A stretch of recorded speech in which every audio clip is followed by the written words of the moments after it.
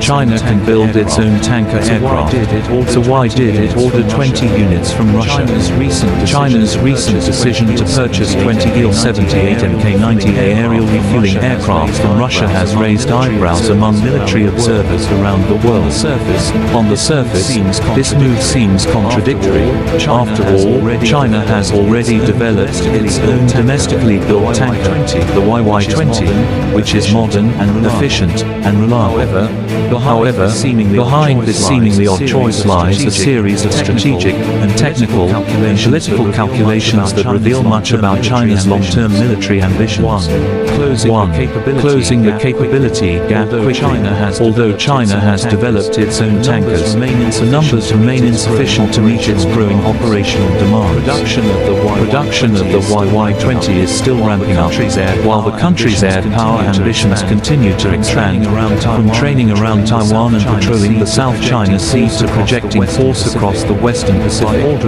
By ordering 20 Il-78MK-90A aircraft from Russia, China gains a rapid solution to fill the immediate shortfall in its tanker fleet, ensuring that its expanding air force doesn't outgrow its refueling capability. 2. Enhancing long-range combat readiness. Without adequate tanker support, long-range fighters such as the J-20 stealth jet, the H-6N strategic bomber, and heavy fighters like the Su-35 cannot operate effectively over distant battle zones. The Il-78, capable of carrying up to 78 tons of fuel, allows China to extend its combat reach deep into the Western Pacific, potentially even as far as Guam, the U.S. military's key forward base.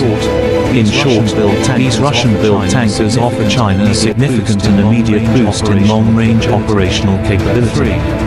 3.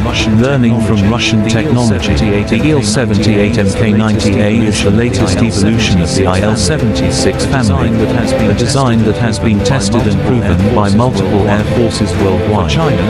For China, this purchase is not merely about acquiring aircraft, it's about absorbing decades of Russian experience in aerial refueling systems. By studying the Il-78's fuel transfer mechanism pumps, high-pressure pumps, and multi-aircraft refueling pods, Chinese engineers can enhance and refine the YY-20's next-generation systems, turning this deal into an opportunity for technological acceleration. 4. Strengthening strategic ties with Russia. On the geopolitical front, China and Russia have grown increasingly close, especially as both nations face Western pressure. This purchase can be viewed as a symbolic and practical show of support for Russia's defense industry amid sanctions related to the war in Ukraine. For Moscow, the deal provides much-needed financial relief. For Beijing, it secures strategic goodwill and access to additional military technologies, reinforcing the Sino-Russian partnership as a counterbalance to Western alliances. 5. Avoiding over-reliance on a single platform.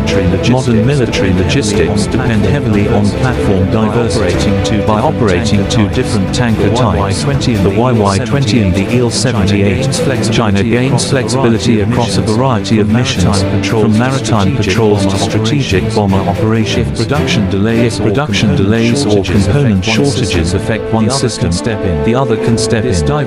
This diversification ensures operational resilience in the event of crises or prolonged conflicts, where logistical redundancy can make the difference between success and failure. 6. Accelerating logistics and training experience. Operating tankers requires extensive crew training, logistical coordination, and maintenance expertise. By acquiring the Il-78, which comes with established training programs and operational documentation, China can quickly train a new generation of pilots and technicians. This hands-on experience will later translate into smoother, more efficient operations once the YY-20 becomes the primary tanker platform, thereby shortening China's learning curve in a highly technical domain. 7. Preparing for regional tensions. Tensions in East Asia are steadily rising, with increased military exercises involving the United States, Japan, South Korea, and the Philippines. Against this backdrop, China urgently needs maximum combat readiness. Having 20 additional tankers means its fighters can stay airborne longer, operate simultaneously in multiple theaters, and conduct sustained missions across wide areas, a strategic advantage should any large-scale confrontation erupt in the Indo-Pacific region. Economic efficiency and production practicality. While importing foreign aircraft may seem expensive, it can actually save money and time in the short term. Expanding domestic YY-20 production would require massive investment and years of development. Meanwhile, Russia already has manufacturing capacity and ready designs.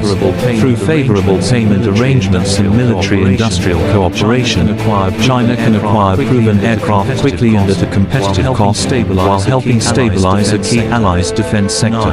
A learning platform for future generations. China has a long history of adapting and improving upon foreign technology. By examining and operating the Il-78, Chinese engineers can develop the next generation of YY-20 tankers, aircraft that will be more efficient, more powerful, and capable of refueling multiple jets simultaneously. This acquisition serves as a planned learning step toward perfecting China's aerospace engineering capabilities. A bridge toward full self-reliance. The Il-78 should be seen not as dependence, but as a technological bridge toward total self-reliance. It enables China to fill an urgent capability gap while giving its domestic industry time to mature. In the coming years, once the YY-20 reaches full production, China is expected to phase out foreign purchases entirely, standing on its own as a fully independent air power producer. China's decision to buy 20 tanker aircraft from Russia does not reflect weakness. It demonstrates strategic pragmatism. In modern warfare, readiness and timing often matter more than national pride. By combining imported reliability with domestic innovation, China is ensuring that its air force remains capable, flexible, and globally competitive. This purchase is best understood as an strategic investment, one that strengthens China's immediate combat readiness while paving the way for future self-sufficiency. Rather than dependence, it represents a calculated step toward becoming a true